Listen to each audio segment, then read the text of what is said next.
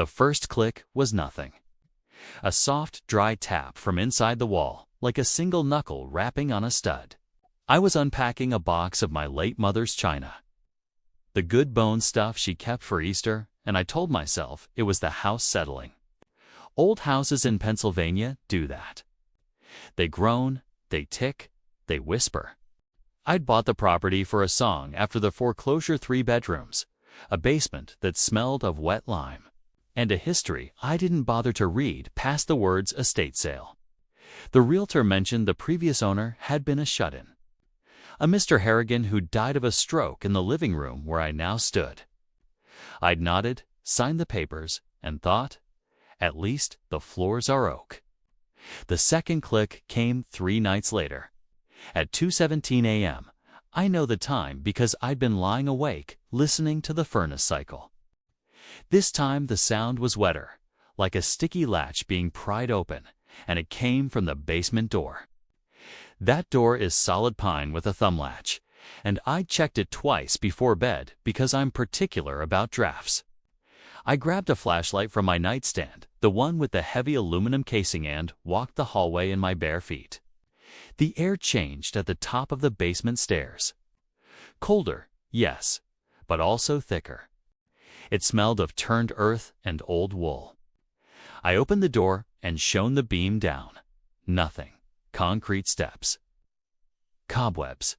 The furnace's pilot light blinking a steady amber. I closed the door, threw the bolt, and wedged a chair under the knob. I went back to bed and did not sleep. By the second week, the sounds had a rhythm.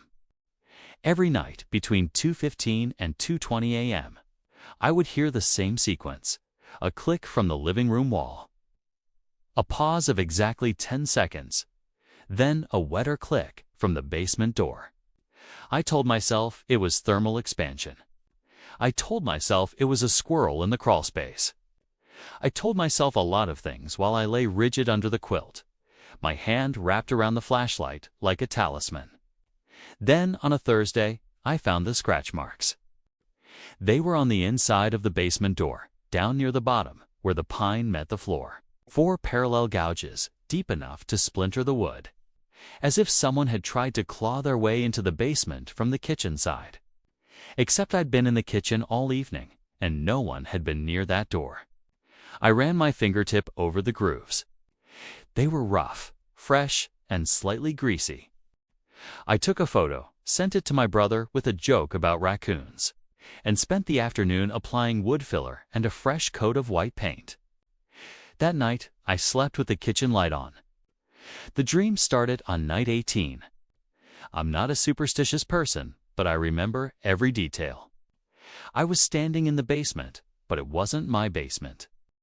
The walls were raw dirt packed hard as stone, and the ceiling was so low I had to stoop. At the far end, a figure knelt in the darkness, a man. Maybe, but his spine was too long, and his arms bent at angles that made my teeth ache. He was digging, not with a shovel, but with his hands, his nails scraping against a wooden box. I tried to speak, but my mouth was full of dirt. He turned his head. His face was Mr. Harrigan's face from the driver's license photo the realtor had shown me. Gray jowls, filmy eyes, a small mole beside his nose, except his jaw was unhinged, hanging open to wide, and inside his mouth there was no tongue, only a second set of teeth growing in the dark of his throat. I woke up screaming with dirt under my fingernails. I checked my hands in the bathroom light. Clean, but the kitchen light had burned out and the basement door was open, not ajar. Open all the way. The chair I'd wedged under the knob lying on its side 3 feet away. I did not go downstairs. I grabbed my keys, my wallet, and my phone, and I walked to the Motel 6 on the highway. I stayed there for 2 nights, watching cable TV and eating vending machine peanut butter crackers. On the second morning, the front desk clerk handed me a message. It was a slip of pink paper, and on it, in handwriting I didn't recognize, small, cramped, the letters leaning left like a row of falling men were for words. You forgot to lock it. I drove back to the house in the daylight. The front door was locked, exactly as I'd left it. The kitchen was undisturbed. The basement door was closed, the chair back under the knob. I almost convinced myself the message was a prank, some bored kid at the motel, until I saw the paint on the basement door. The fresh white coat I'd applied over the scratch marks was gone. In its place, the wood was bare and raw, and the gouges were deeper nound, 4 but 12. And between them, pressed into the grain like a brand, was a handprint. Not a palm print. A handprint of 5 fingers, each one too long. The thumb bent backward at a joint that shouldn't exist. The print was dark brown and tacky, and when I leaned close, it smelled like the inside of a coffin. I called a locksmith and had him install a deadbolt on the basement door, the kind with a key that has a bump-proof cylinder. Then I had him do the same on the front door, the back door, and the door to my bedroom. I bought a security camera, a motion sensor light for the basement stairs, and a box of rock salt shells for the shotgun I'd inherited from my father. I told myself I was being rational. I told myself I was dealing with a trespasser, a squatter, someone who'd found a way into the crawl space. I told myself anything except the truth, which was that the scratching had started coming from inside the walls of my bedroom. Night 23. I woke up not to a click, but to a smell.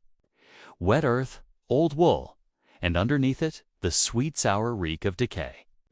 The motion sensor light in the basement had tripped. I could see the glow through the crack under my bedroom door. I checked my phone, 2:17 a.m. I reached for the flashlight, but my hand closed on empty air. The flashlight was gone. So was the shotgun. I sat up slowly, the quilt pooling in my lap, and that's when I heard it, breathing. Not mine. It came from the corner of the room where the shadows were too dense for the streetlight to reach. A slow, wet, deliberate inhale and exhale, like air moving through a damaged lung. I did not scream. I did not run. I did something stupider. I said, "Who's there?" The breathing stopped. For 10 seconds, there was nothing. Then the basement door clicked, and the deadbolt I'd paid $300 for turned on its own, the key still in my nightstand drawer. The door swung open, and the smell poured out of the stairwell like a physical thing, hot and thick and full of soil. The breathing resumed, closer now, from the foot of my bed. I reached for the lamp, my fingers trembling, and when the light came on, the room was empty. But the basement door was closed again, the deadbolt engaged, and on my pillow, where my head had been, there was a fresh patch of dirt in the shape of a man's hand. I moved out the next morning. I didn't pack. I didn't call a realtor. I took my car, my phone, and the clothes on my back, and I drove 6 hours to my brother's house in Maryland. I told him the house had mold. He believed me, or pretended to.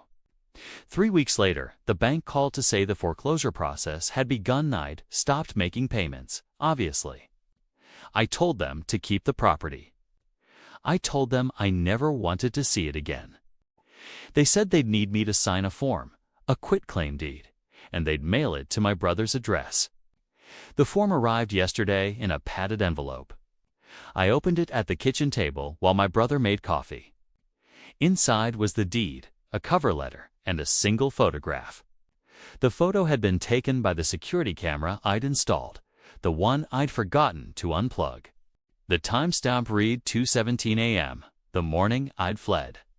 The image was grainy, shot in infrared, but it was clear enough. It showed my bedroom door from the hallway. The door was open, and standing in the frame was a figure. It had Mr. Harrigan's face, his same gray jowls and filmy eyes. But its body was wrong, too thin, too tall, its arms hanging past its knees. In one hand, it held my father's shotgun. In the other, it held my flashlight, turned on, the beam aimed directly at the camera lens. And on the back of the photograph, in that same small, cramped handwriting, someone had written, "You moved, but you didn't lock the new door."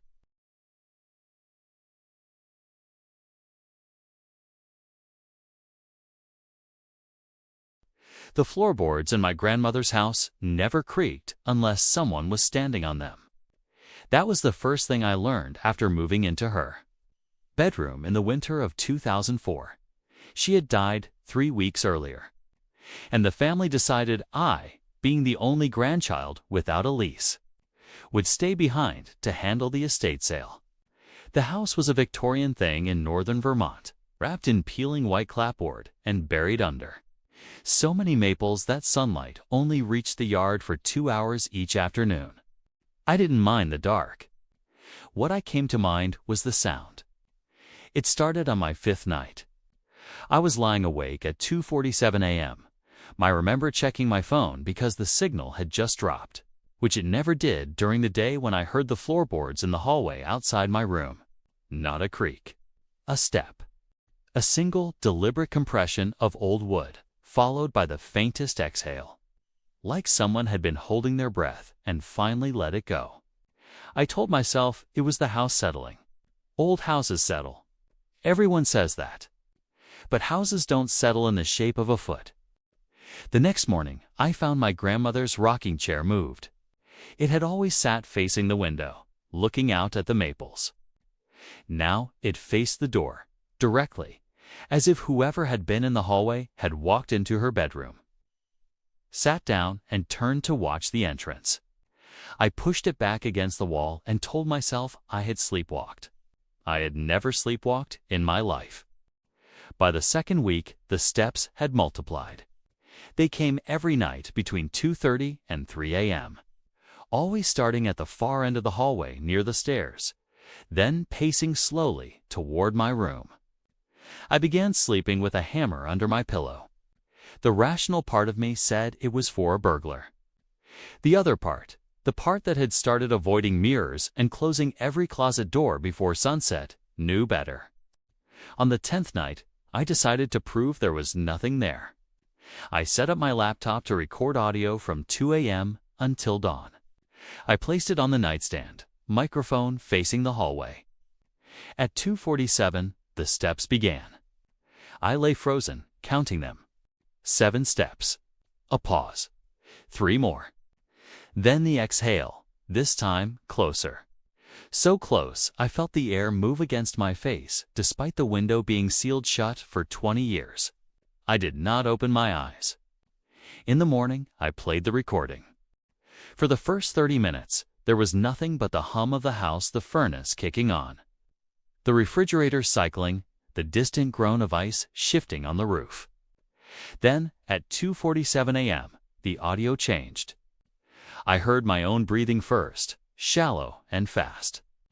Then a sound I had not noticed in real time, a dry, papery rustling, like dead leaves being dragged across a carpet, followed by the steps.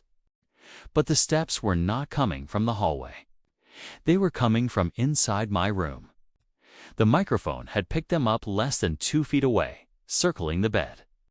I listened to the whole 45-minute loop 3 times. At no point did I hear the bedroom door open. I called my mother that afternoon and asked if grandmother had ever mentioned anything strange about the house. There was a pause. Then she said she stopped sleeping in the bedroom 10 years ago. Moved to the couch in the living room. Said the room made her feel watched. My mother had never told me this. No one had.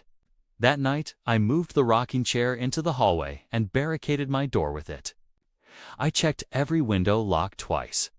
I even taped the closet shut. At 2:47, I heard the steps start at the stairs. They moved down the hallway, slow and patient, until they reached the rocking chair. There was a long silence. Then the chair creaked. Not a rocking sound, a sitting sound. The sound of a body lowering into it. I heard the wood settle under weight. Then nothing. No breathing. No rustling. Just the weight of something that should not exist, sitting in my grandmother's chair, facing my door, waiting. I stayed awake until sunrise, staring at the crack of light under the door.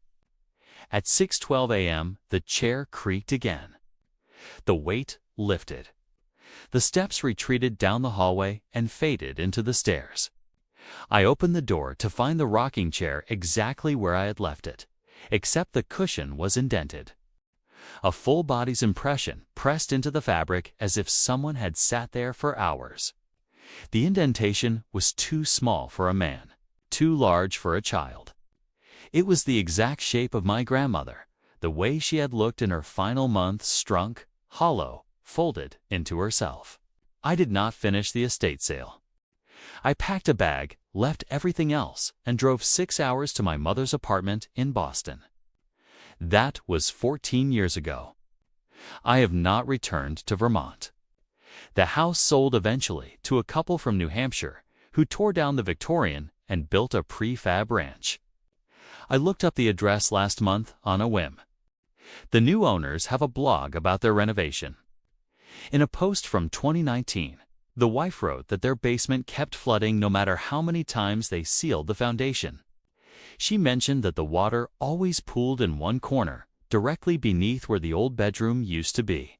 She said the water was warm, and that, sometimes, when she went down to check the sump pump, she could hear footsteps in the mud.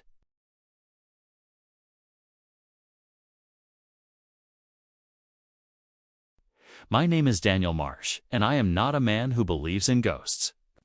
I say this because it matters, because everything I am about to tell you happened to me while I was completely sober, completely awake, and completely certain that the world operated according to rules I understood.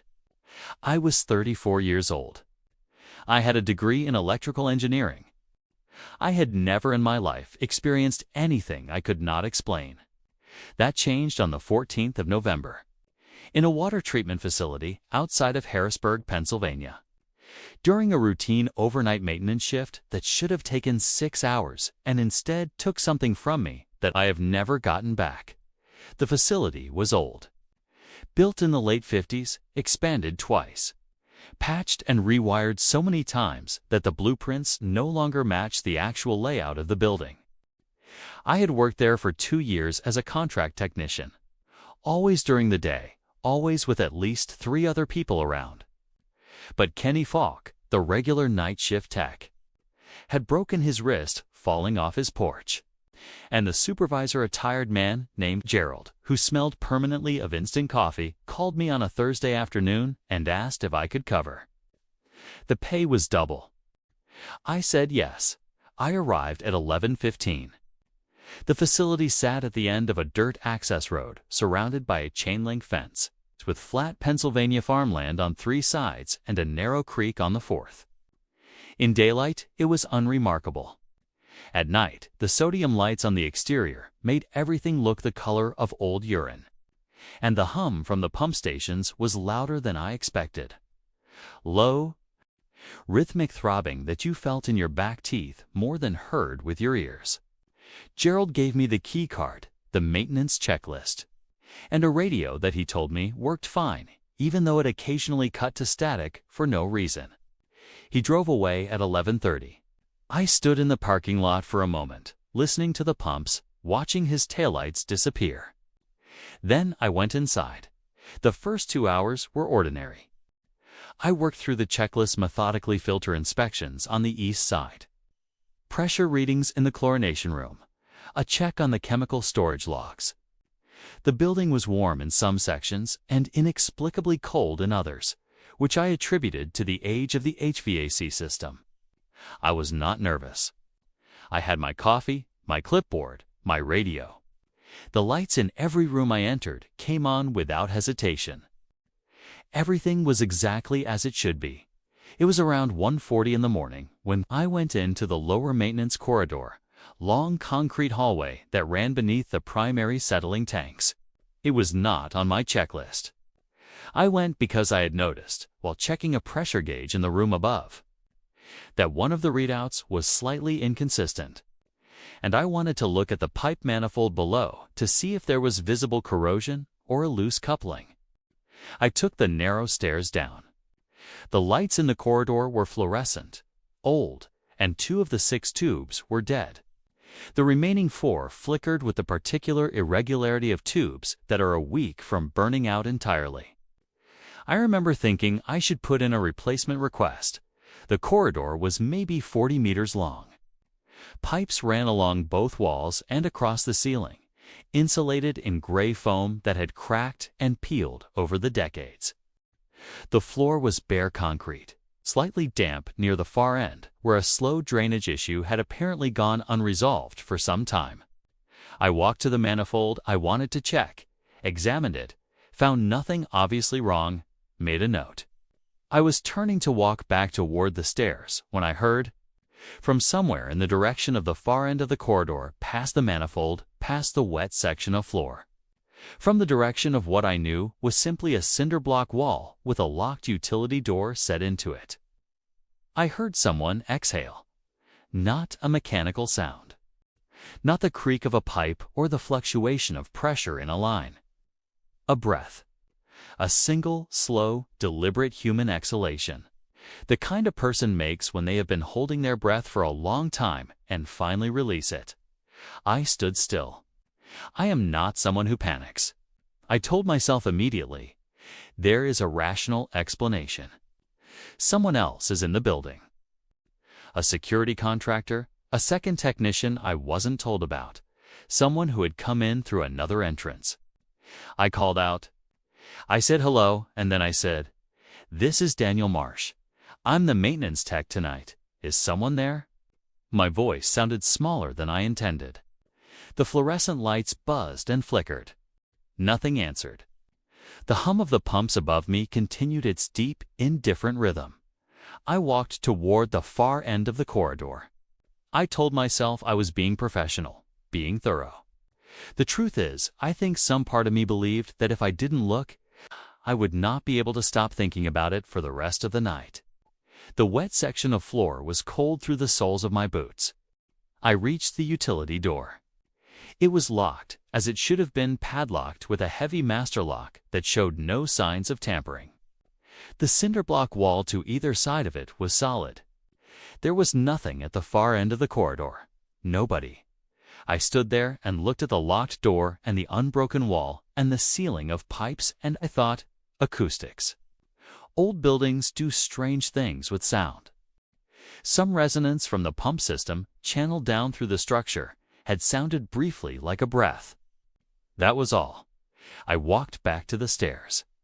I was halfway up when the radio on my belt cut to static. This happens sometimes, Gerald had told me. I turned up the volume out of habit and heard, beneath the static, a sound that I cannot fully describe without sounding like someone who has lost their credibility. It was not words. It was not music. It was a pattern, a rhythmic, deliberate pattern in the static, the way Morse code has rhythm. The way someone tapping on a wall has rhythm. 3 slow pulses, a pause, 3 slow pulses. A pause, repeating. I stood on the stairs and listened to it for what I later estimated was about 45 seconds. After which, the static cleared and the radio returned to the dead channel silence it normally held.